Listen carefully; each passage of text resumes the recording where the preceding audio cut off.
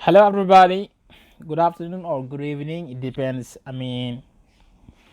The area you are in this world, and I'm greeting all of you. This is your brother Gumbajo from Apron Delang Wolof. First of all, I would like to apologize. Yeah, because it has been a long time that we have not uploaded any videos. Yeah, so we are so sorry for that. But that life is so busy. Yeah, and we have a little time. But anyway, we are back with another lesson today. I would like to share with you a very important lesson. It is all about common mistakes in English.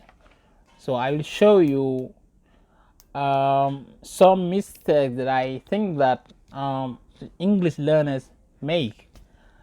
Okay, so I will try to clarify that and try to give you, the right options. Salut les gars, j'espère que yéen a ngi ci jàmm baax a baax da leen jàmm baax ba ci seen njàngum anglais ak seen mbokk Gumba Jaw de apprendre des langues en wolof. Ginnaaw loolu tamit ñu ngi jéggulu nag ci géej tàbb gi, c'est juste que li ko waral rek xam ngeen rek bon xaw a jàpp rek bon c'est ça quoi. Mais di leen nuyu yéen ñëpp di leen wax di dalal jàmm gars yi doog a ñëw dina wax kër gi seen kër la. Ok, make yourself first at home. Ok, so today inshallah dañu ñëw ak yéen ci benn leçon boo xam ne si am nañu yaakaar ne am na solo, ay erreur yoo xam ne si xëy na gis nañ ne ñiy jàng anglais dañuy faral di ko def des fois bëri na ci mel ne adjectif bu amee adjectif ban préposition la wala àndal ak wala verbe yi demee noonu. boo defee ñu leeral leen tey inshallah dinañ wax erreur yooyu noonu ko defee tamit wax leen tamit ban mooy yin war a jël daal. Okay, the first one that I have for you is confidence in. bu njëkk am mooy confidence in waaye kenn du wax confidence to. Okay, so example man nga ne I have great confidence in him. I have great confidence in him mooy am naa kóolute bu rëy daal ci moom. Ok, mais rek doo wax confidence to. Ok, man nga ne I have great confidence in Abdou. I have great confidence in Ramatullah, etc. Okay, the next one we have is complain of, not complain for. bi ci topp mooy li ñuy wax mooy complain of la ñu wax waaye kenn du wax complain for. Complain of nag moom mooy jàmbat. ñu jox leen ci misaal. Okay, for example you can say many people complain of the heat. Many people complain of the heat mooy nit ñu bëri dañu jàmbat daal ci li nga xam mooy wàllum tàngoor bi. Ok, heat moom mooy tàngoor, la chaleur. Okay, many people complain of the heat but we don't say complain for.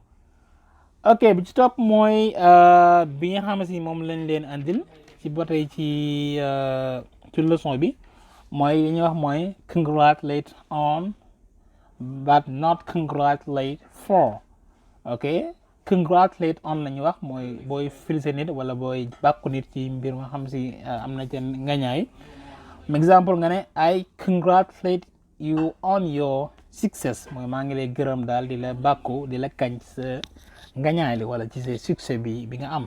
Ok, donc moo tax mu ne ko I congratulate you on your but we don't say I congratulate you for. Okay, I congratulate you on your success. Okay guys, so the next one we have mooy deprive of, but we don't say deprive from. Deprive of nag mooy xañ te daal xañ nit dara. Masalan man nga ne he was deprived of his freedom. He was deprived of his freedom mooy moom de dañ ko xañoon maanaam moomeelam maanaam freedom am maanaam liberté am. Ok, so he was deprived of la ñuy wax waaye dañuy wax deprived from. He was deprived of his freedom.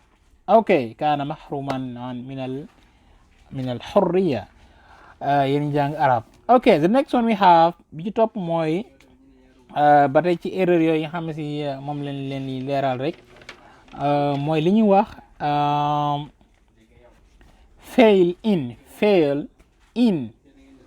fail in but not fail from mooy maanaam koo xam ne dafa échoué ci benn mbir.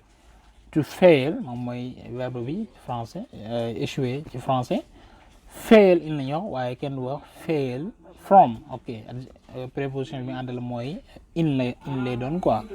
masalan nga ne Abdou failed in English last year. Abdou failed in English last year mooy Abdou daal dafa échoué woon wala dafa daana woon nga xam mooy anglais ci année bi ñu weesu. ok donc we say fail in not fail from. okay guys, let's move on to the next one. The next one is interested in but not interested for. interested in la ñuy wax maanaam interested adjectif boo ko amee interested préposition bi ñëw ci ginnaaw mooy in.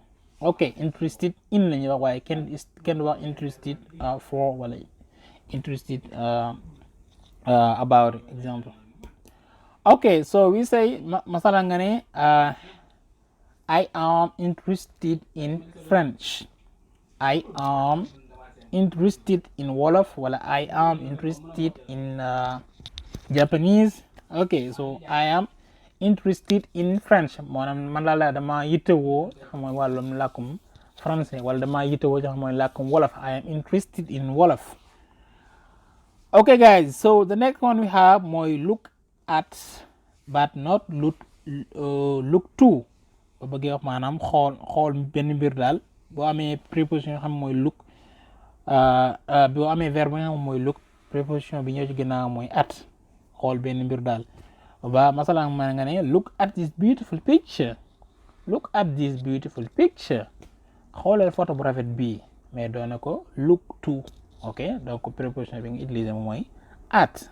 ok so we say look at but not look to. okay guys, that's all from me today. Thank you for listening. God bless you and see you next time inshallah. Till then, take care and don't forget to subscribe and join our channel. okay guys, God bless you and see you next time inshallah. Take care.